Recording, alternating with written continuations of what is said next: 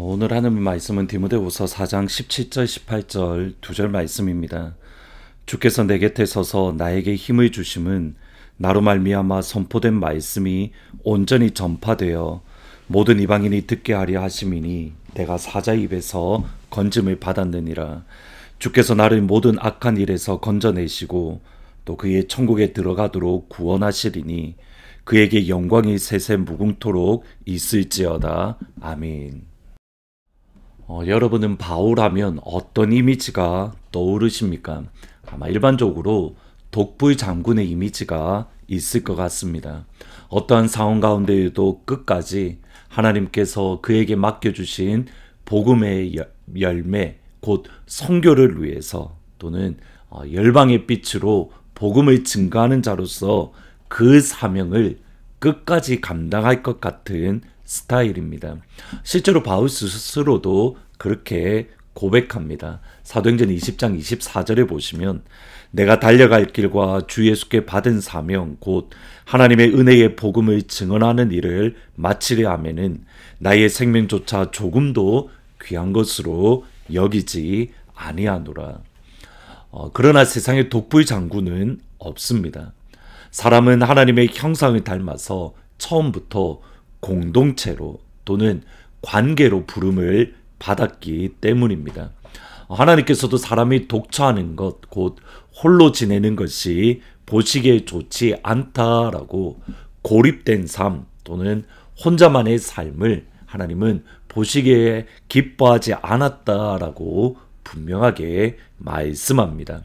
우리가 때로는 하나님과 더 깊은 관계 또는 예수님의 은혜를 경험하기 위해서 사회와 떨어져서 세상과 떨어져서 잠시 사막으로 또는 산으로 홀로 있는 시간을 갖는 것은 분명히 좋은 일입니다. 그러나 하나님께서 우리를 부르신 것은 산에 들어가서 혼자 살라고, 사막에 가서 혼자 수도원 생활을 하라고 하나님은 우리를 부르신 것이 아니라는 겁니다. 잠시 나가 있을 수는 있으나 다시 하나님이 부르신 세상 안으로 또는 공동체 안으로 다시 돌아와야 됩니다. 바울만 보더라도 분명합니다. 바울은 분명히 독불 장군의 스타일입니다. 그러나 바울의 편지 또는 사도행전과 바울의 편지를 가만히 보면 바울의 동력자라고 할 수 있는 사람의 이름이 대략 100명가량 기록되어 있습니다. 오늘 본문 말씀 가운데에도 바울이 그의 동력자들과 얼마나 긴밀한 관계를 가지고 있는가 또는 그의 동력자들에게 그가 또 다른 영향을 받은 것을 보게 됩니다. 먼저 9절에 보시면 너는 어서 속히 내게로 오라. 바울은 에베소에서 목회하던 디모데를 빨리 나에게 오라라고 말을 합니다. 이 당시 바울은 두 번째로 로마 감옥에 갇혀있던 상황으로 로마에서 에베소까지 직선거리가 500마일 떨어져 있습니다.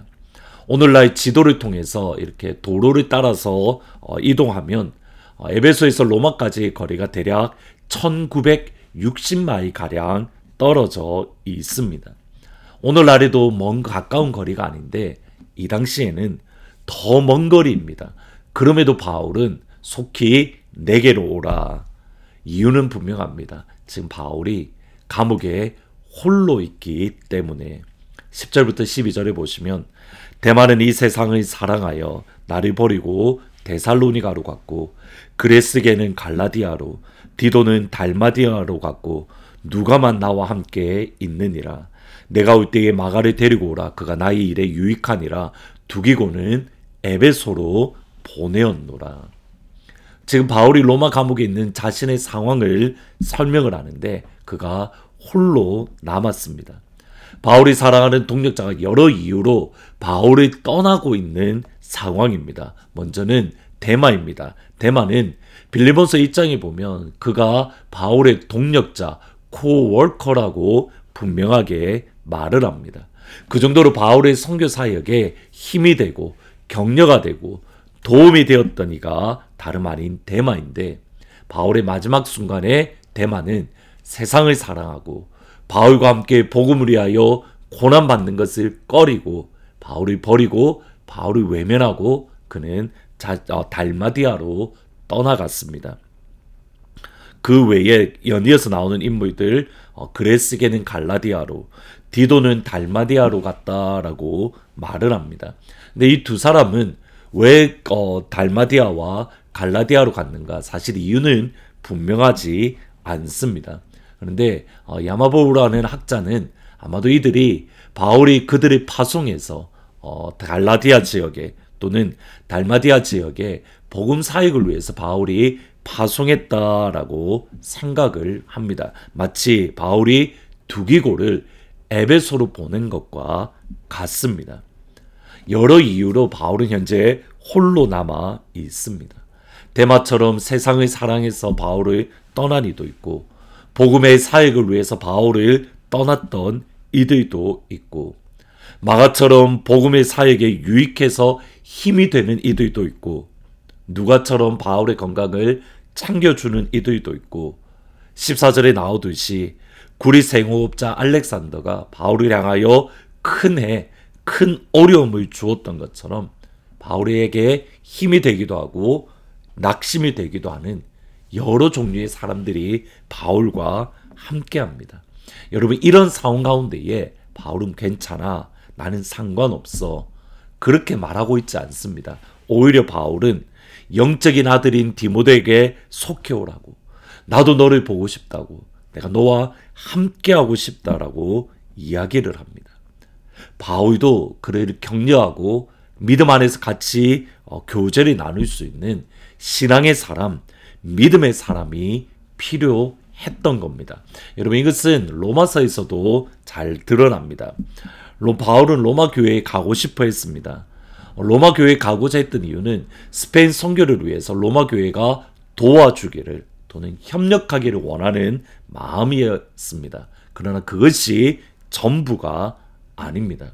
로마서 1장 11절 12절을 보면 정확하게 이렇게 말합니다. 내가 너희 보기 원하는 것은 어떤 신령한 은사를 너희에게 나누어 주어 너희를 견고하게 하려 함이니 이는 곧 내가 너희 가운데에서 너희와 나의 믿음으로 말미암아 피차 안위함을 얻으려 합니다. 피차 안위함을 얻으려 합니다.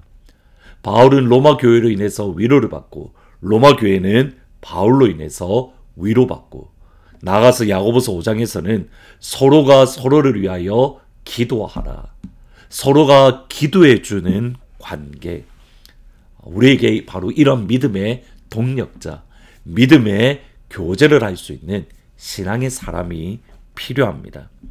그러나 바울은 이것이 전부가 아닙니다. 분명히 믿음의 사람, 신앙의 사람이 필요했지만 바울은 그것에 의존하지는, 그것에 모든 것을 집중하지는 않았습니다. 바울의 위로와 바울의 평강의 원천은 오직 한 분, 예수님입니다. 17절 18절에 보시면 주께서 내 곁에 서서 나에게 힘을 주심은 나로 말미암아 선포된 말씀이 온전히 전파되어 모든 이방인이 듣게 하려 하심이니 내가 사자의 입에서 건짐을 받았느니라. 주께서 나를 모든 악한 일에서 건져내시고 또 그의 천국에 들어가도록 구원하시리니 그에게 영광이 세세토록 있을지어다. 아멘. 세상에 독보의 장군은 없습니다. 예수님은 우리를 공동체로 불러주셨습니다. 코아로 불러주셨습니다. 하트포드 제2장로교회로 불러주셨습니다. 하늘문 가족으로 불러주셨습니다. 서로가 서로에게 힘이 되고 서로가 서로에게 격려가 되고 만나면 힘이 되는 영적인 관계가 되기를 주의 이름으로 축원합니다. 무엇보다 우리 예수님이 여러분과 함께 하십니다. 아멘. 기도하십니다. 예수님, 만남의 힘이 되는 그런 영적인 관계, 신앙의 관계가 우리 안에 더욱더 든든해지고 더욱더 깊어질 수 있도록 하나님 도와주옵소서. 그러나 우리의 기쁨과 우리의 소망의 원천은 오직 예수님밖에 없음을 기억을 합니다. 주께 가까이, 더욱더 가까이, 예수는 세상의 힘이고 예수는 나의 기쁨이라는 이 사실을 우리가 끝까지 붙들고 예수 안에 거할 수 있도록 축복하여 주옵소서. 예수님이 은혜를 치유하십니다. 예수님이 엔젤을 치유하십니다. 예수님이 지영자벨을 치유합니다. 예수님이 백운주 집사님을 치유합니다. 예수님이 이금대 권사님을 치유하십니다. 예수님이 우리 모든 사랑하는 가족들을 치유하십니다. 그 예수의 이름의 능력을 우리에게 부어 주옵소서. 예수님의 이름으로 기도합니다. 주의 약속하신 말씀 위에서 영원토록 주를 찬송하리라. 소리 높여 주께 영광 돌리며 약속 믿고 굳게 서리라. 주의 약속하신 말씀 위에서 세상 염려 내게 엄습할 때에 말씀으로 힘써 싸워